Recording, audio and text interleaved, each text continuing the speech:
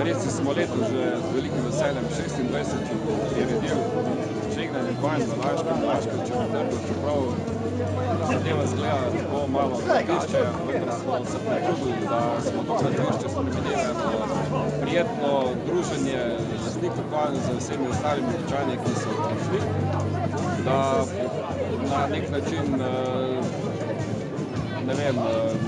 popestrimo tega svetega Štefana v času, ko med Božičem in novim letom vsi želimo neke lepe stvari za vse ljudi. Ja, ta tradicionalna prireditev žegnanje konj se na tej lokaciji letos odvija že 26, skupaj s Konjereskim društvom Vrh nad Laškim, ki deluje pod okriljem Zveze možne.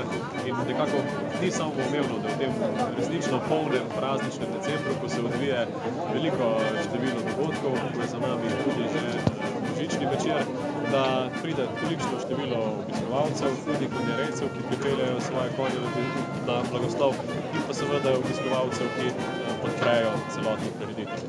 Tako da v tem času konjerejci še posebej z nekim občutkom delujemo na tem področju, da našo osnovno dejavnost, ki je konjerejstvo, spravimo nekako med ljudmi in pokažemo, da želimo, da se konjerejstvo tudi nadalje razvija in pa tudi potrudi, da bo še naprej takšno, kot je bilo včasih.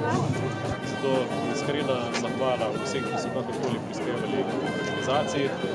Kakšna je vaša osebna povezava s konji in konjerejskim društvom? Jaz sem eden redkih v konjerejskem društvu, ki nima konja, se pa zelo trudim, da se približam tem čudovitim živalim, tako da moj odnos do konja je zelo pozitiven.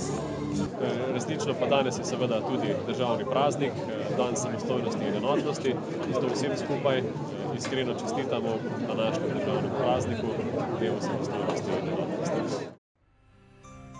Leto se počasi zaključuje, hkrati pa seveda gledamo tudi že proti letu 2026, ko je pred nami.